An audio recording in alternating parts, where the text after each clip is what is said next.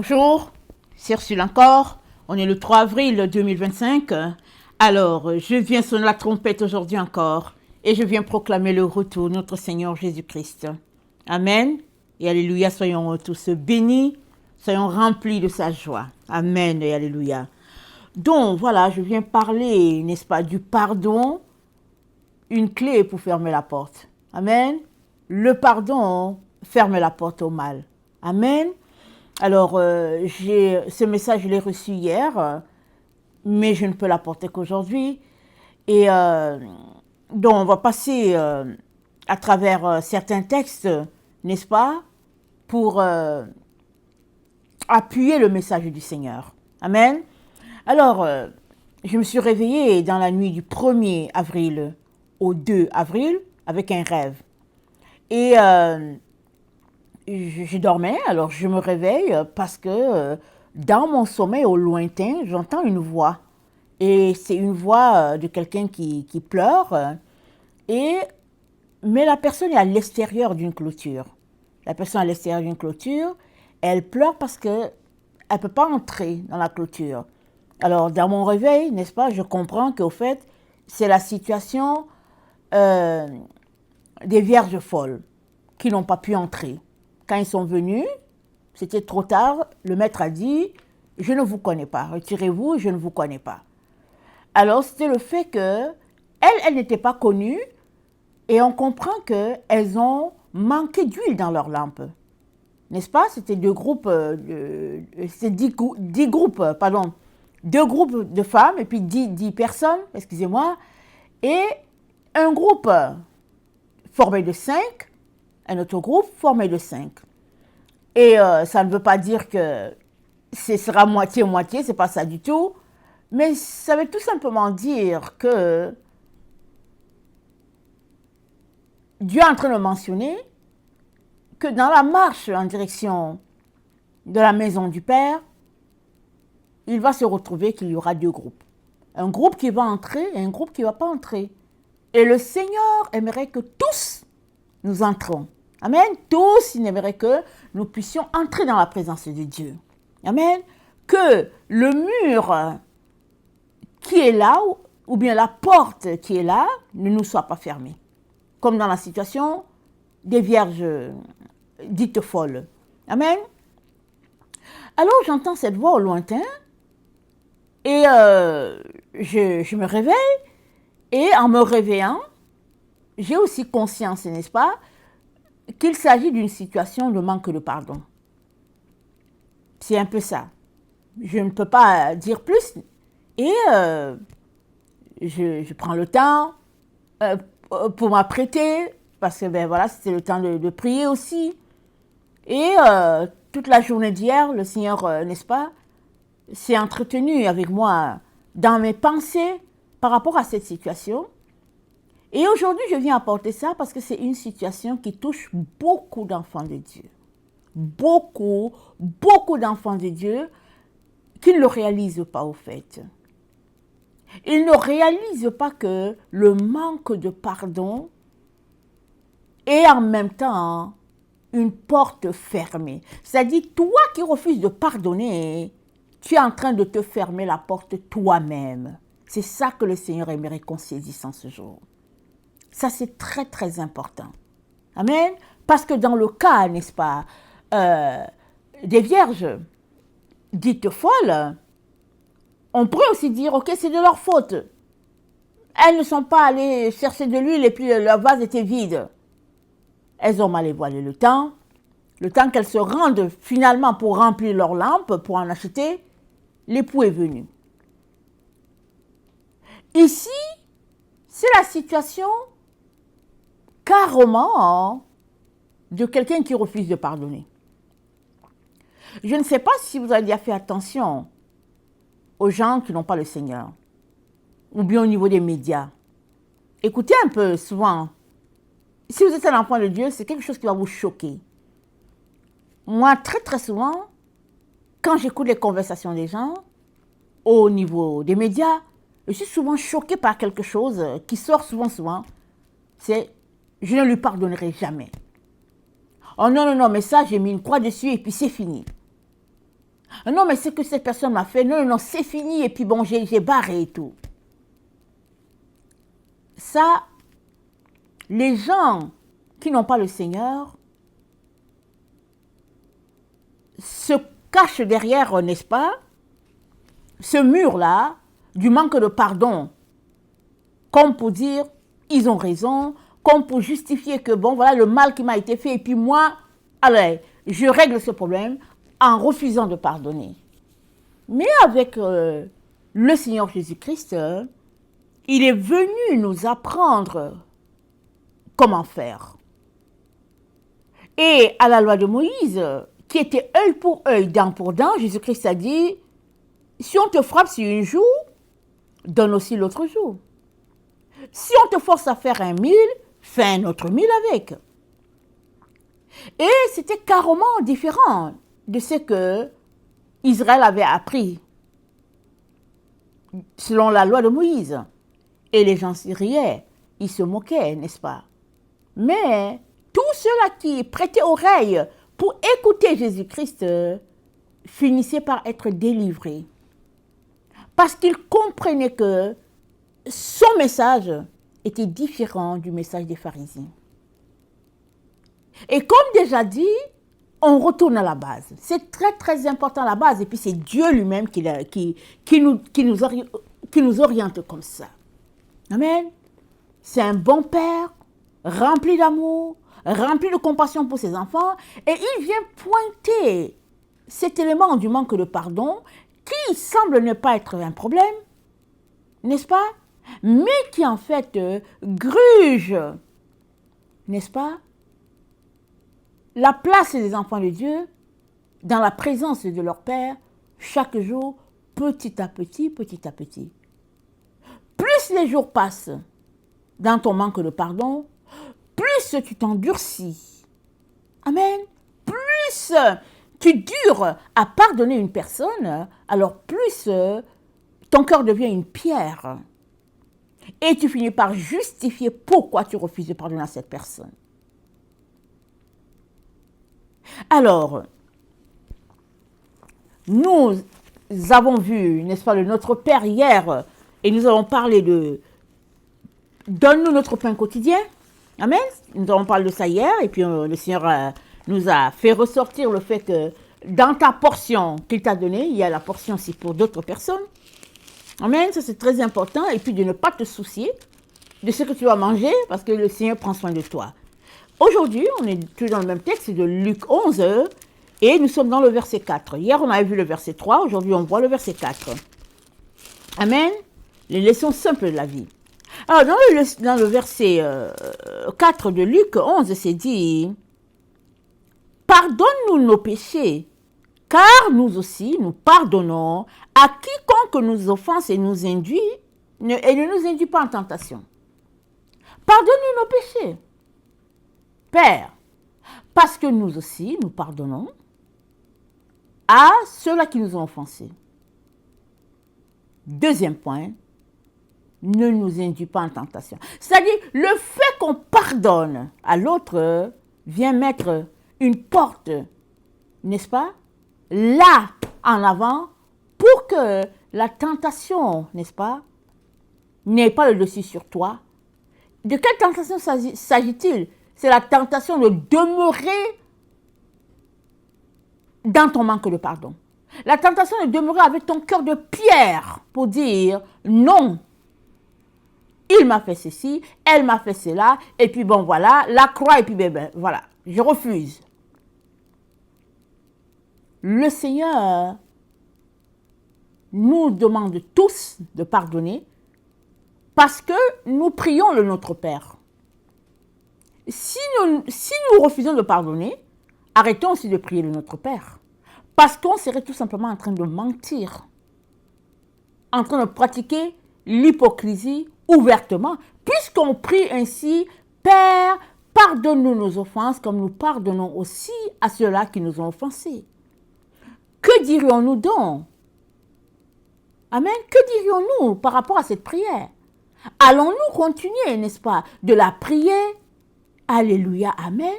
Ou allons-nous continuer de jouer l'hypocrisie En disant, Père, pardonne-moi, Seigneur, comme je pardonne aux autres, et puis dans le fond, on ne pardonne pas. On dit, non, moi, je ne pardonne pas. Alors, par le rêve là que le Seigneur m'a donné, il me montrait vraiment le fait que c'était quelque chose de banal. Vraiment banal. D'une simplicité notoire.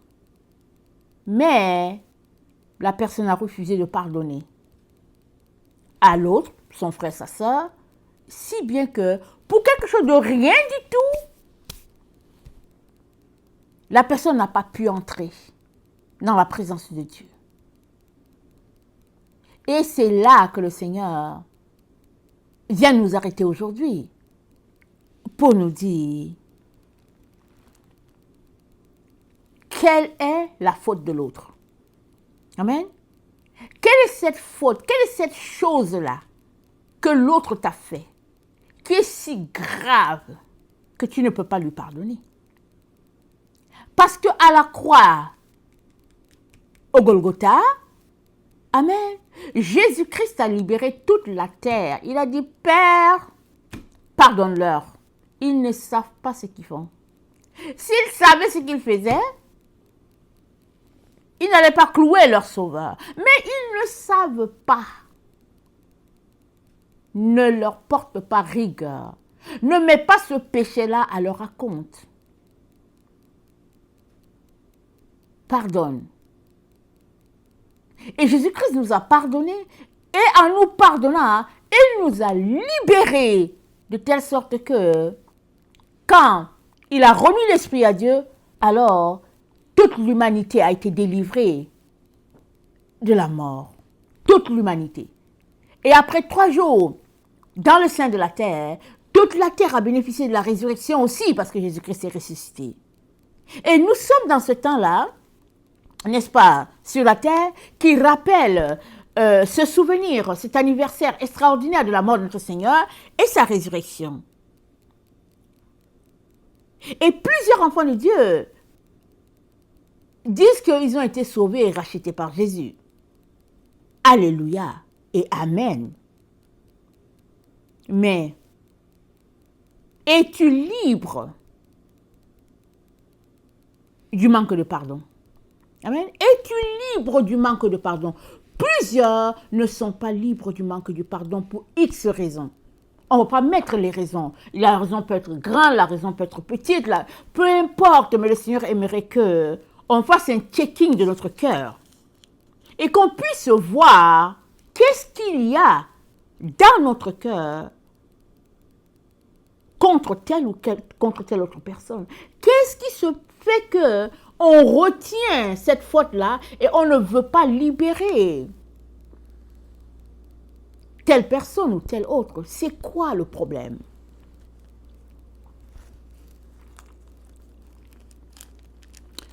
Dans Matthieu 18, Jésus-Christ, étant avec les disciples, a encore parlé d'une situation portant sur l'amour. Dans Matthieu 18,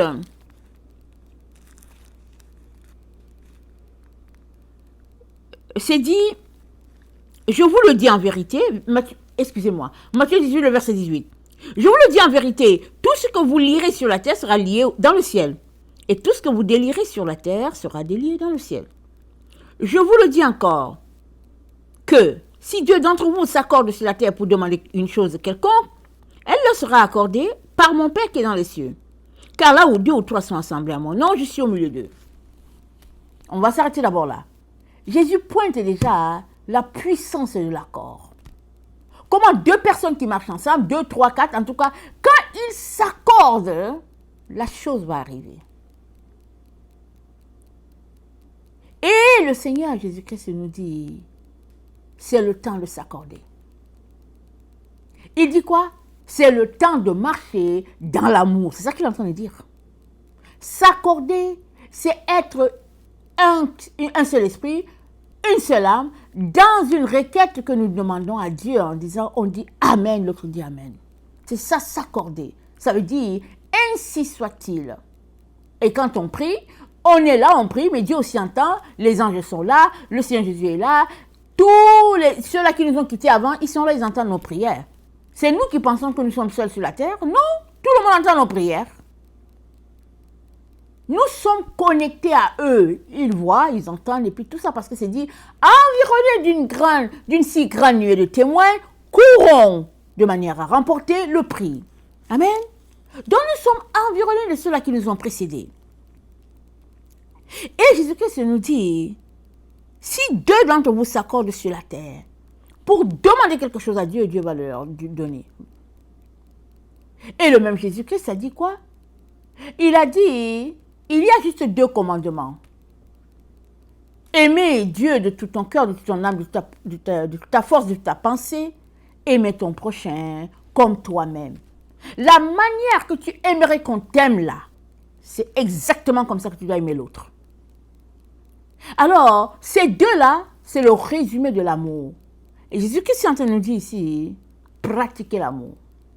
Il dit, pratiquez l'amour en vous accordant pour apporter vos requêtes devant Dieu et Dieu va exaucer.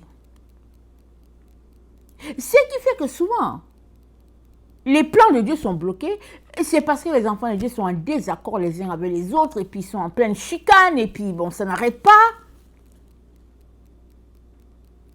Si les choses s'arrêtaient juste là, c'est déjà grave.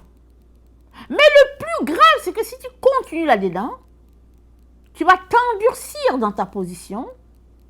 Et parce que tu n'as pas pardonné à ton frère sur la terre, comment les anges te laisseront-ils passer pour arriver à Dieu? Comment vas-tu faire? Parce qu'en refusant de pardonner à ton frère et à ta soeur, tu te bloques toi-même de la présence de Dieu, puisque Dieu lui-même t'a pardonné. Jésus-Christ a libéré le pardon. Avant de remettre son esprit à Dieu, il a libéré le pardon, il a dit, Père, pardonne-leur. Et qu'est-ce qui s'est passé? Le Père nous a pardonné. Du coup, il nous a pardonné. Et toi, pourquoi ne pardonnerais-tu pas ton frère? Pourquoi ne pardonnerais-tu pas ta sœur? Amen. Alors, Jésus-Christ continue en donnant une parabole à propos d'un homme qui devait quelque chose à son maître. Vous lirez, c'est la suite de Matthieu 18. Alors, il devait quelque chose à son maître, et son maître s'est dit, Matthieu 18, le verset 23, c'est pourquoi le royaume des cieux est semblable à un roi qui voulut faire rendre compte à ses serviteurs. C'est très important ce verset. Le roi a voulu faire rendre compte à ses serviteurs. Chaque jour, nous sommes appelés à rendre compte à Dieu. Chaque jour, Dieu nous offre de faire le bilan de notre journée. Alors quand on finit la journée et qu'on fait le bilan, sommes-nous satisfaits? Ou bien ne sommes-nous pas satisfaits? Tout ça, ça se fait devant Dieu. Parce que chaque jour, on est appelé à rendre compte devant Dieu. Ce n'est pas comme une obligation. Mais non, mais c'est tout simplement ce qui émane de notre esprit, de notre présence, de notre amour devant Dieu s'exprime comme ça. Donc le roi, il a voulu vérifier, et c'est normal. C'est normal, il n'y a personne qui confie quelque chose à l'autre personne, et puis il ne s'occupe pas de ses affaires, et puis il fait comme ça bon lui semble, non.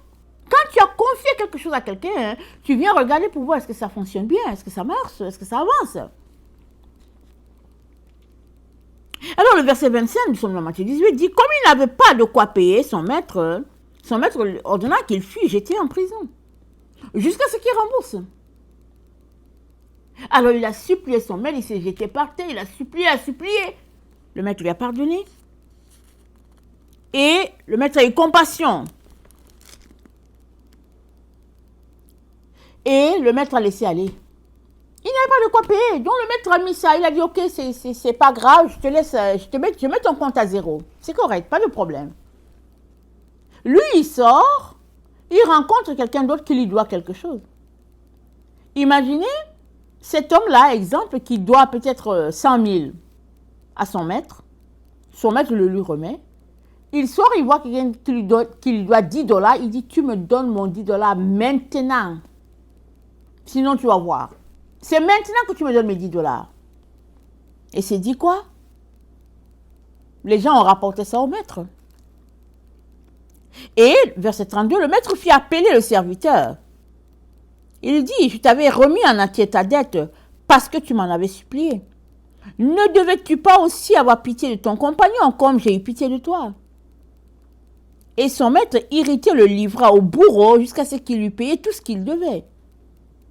Écoutez, la conclusion. C'est ainsi que mon Père céleste vous traitera. C'est ainsi que mon Père céleste traitera chacun si vous ne pardonnez pas à vos frères de tout votre cœur. Le manque de pardon est une dette. C'est une dette qui nous suit jusqu'à devant Dieu. Le manque de pardon, c'est une dette. C'est ça que le Seigneur aimerait qu'on sache. Pour plusieurs, c'est comme, il n'y a rien là. Il m'énerve, elle m'énerve, et puis bon, voilà, et puis une croix. Pardonner une personne, ça ne veut pas dire que tu t'envoies t'asseoir et puis tu continues de faire les jasettes avec la personne, comme tu faisais avant. C'est pas ça. Tu pardonnes une personne, tu pries pour la personne, tu libères la personne, tu dis Seigneur, je pardonne à cette personne, je la libère. Tu pries pour la personne pour que la personne parvienne à la connaissance du Seigneur. Ou bien que la personne aussi au niveau de son cœur soit libérée, soit pardonnée, afin que vos prières ne soient pas bloquées. Que vous priez ensemble ou bien que vous priez chacun dans sa maison. L'église de Jésus-Christ n'est pas divisée, il y a un accord. Alors si vous êtes, n'est-ce pas, en chicane et puis que ça ne va pas, qui est-ce que Dieu va entendre et puis qui est-ce qu'il ne va pas entendre? L'église de Jésus-Christ devient ainsi, n'est-ce pas, compartimentée. Parce que bon, il y en a qui sont en palabre avec les autres et puis etc. Mais le Seigneur nous invite à sortir de cette dette-là qui est le manque de pardon. Et à libérer tout cela que nous tenons attachés.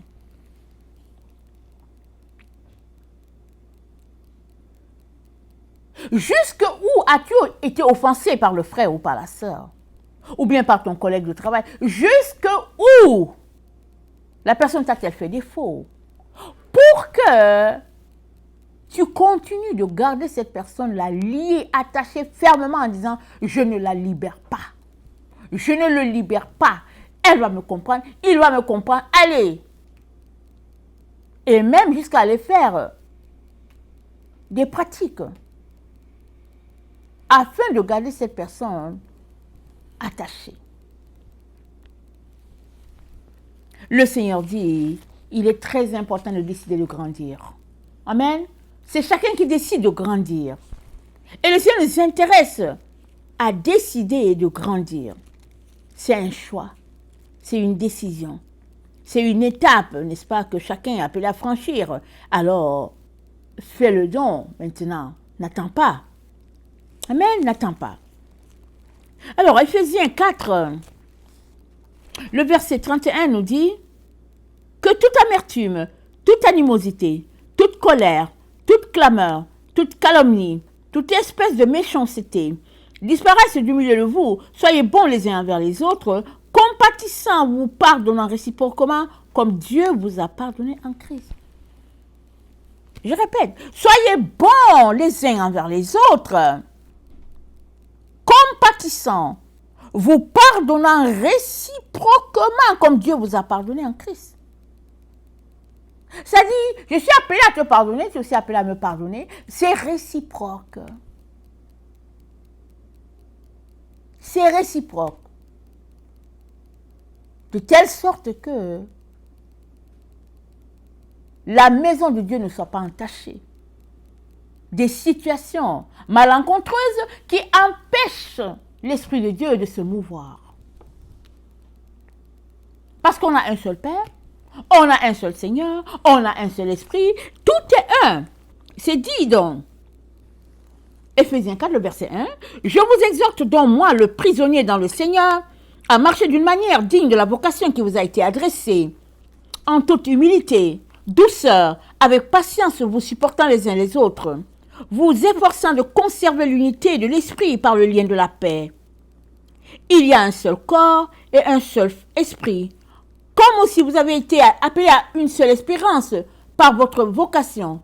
Il y a un seul Seigneur, une seule foi, un seul baptême, un seul Dieu et Père pour tous, ce qui est au-dessus de tous et parmi tous et en tous. Mais à chacun de nous, la grâce a été donnée selon la mesure du don de Christ. Dieu a donné la grâce à chacun selon la mesure que Jésus-Christ a donnée. Si Jésus-Christ a donné une mesure, exemple, de 2 tasses de riz, c'est ça qu'il t'a donné. Donc, la grâce t'a été donnée avec une mesure de 2 tasses. Fais donc le travail avec cette mesure de 2 tasses, fais-le bien. Et peut-être que Dieu va décider de passer de 2 tasses à 12 tasses. Si toi, Dieu t'a donné 10 tasses, dans la mesure du don qu'il t'a donné, alors fais bien ton travail de 10 tasses. Peut-être que Dieu va décider, n'est-ce pas, de passer à 20. Au lieu, par exemple, qu'il t'arrache tout, ou bien qu'il te diminue en disant, ok, au fait, si tu n'as pas bien fait, je te ramène à 2. Et tout cela n'est possible que quand l'unité n'est pas brisée. L'unité de l'esprit n'est pas brisée. Que ce ne soit pas toi qui viennes brouiller l'unité de l'esprit. Que ce ne soit pas toi, avec ton problème, avec tes émotions, avec ta situation, en disant, ok, moi là, je ne laisse pas cette situation, j'ai le pouvoir, je vais l'exercer, voilà ce qui va se passer. Non, mes frères et sœurs, non. Laissons aller la colère. C'est dit quoi? Que toute animosité, toute clameur disparaisse du milieu de vous. Que tout cela, ça disparaisse. Soyez bons les uns envers les autres.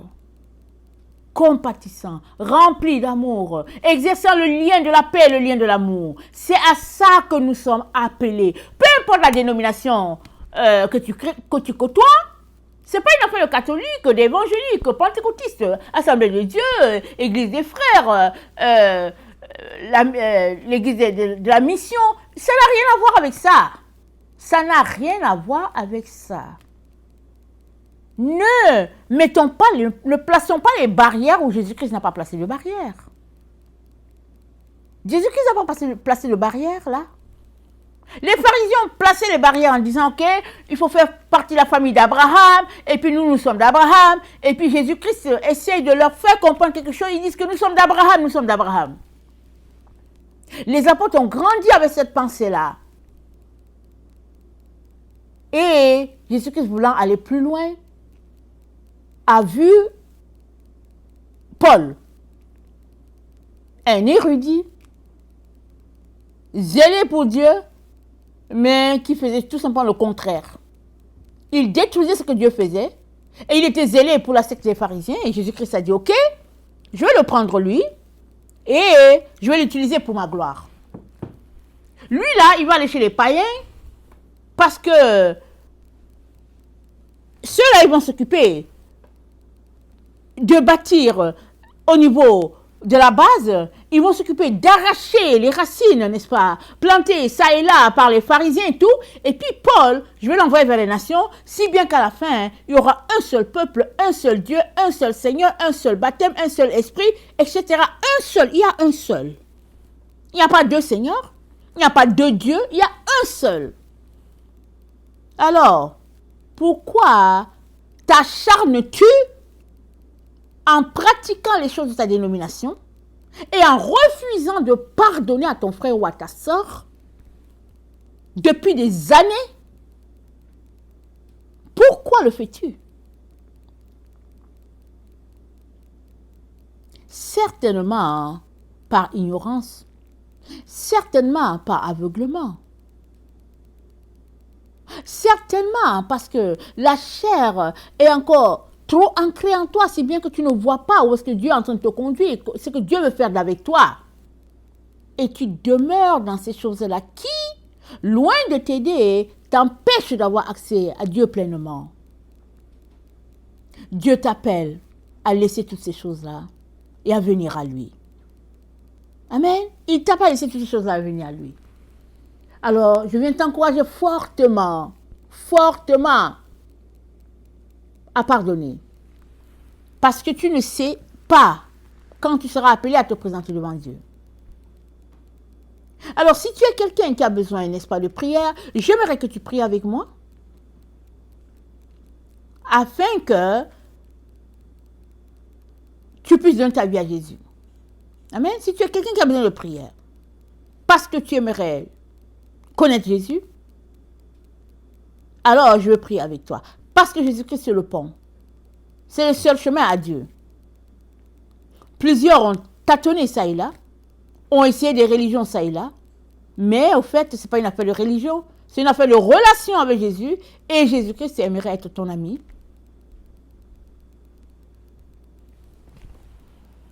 Jésus-Christ, c'est le pont, n'est-ce pas, entre Dieu et nous. Et comme déjà dit, il nous a pardonné à la croix. Avant de remettre son esprit entre les mains de Dieu, il nous a pardonné. Il est le seul qui peut nous unir à Dieu. Si tu veux connaître Dieu, alors c'est par Jésus-Christ que tu es appelé à passer, et Jésus-Christ a les bras tendus pour que tu viennes à Dieu. C'est tout ce qu'il veut, que tu viennes à Dieu. Alors je t'invite, n'est-ce pas, à répéter après moi cette prière afin que tu puisses venir à Dieu. Tu peux me dire, mais pourquoi je suis enfant de Dieu déjà? Parce que Dieu m'a créé, oui. Mais tu as besoin de confesser de la bouche pour venir au salut. C'est ça que c'est écrit dans la Bible.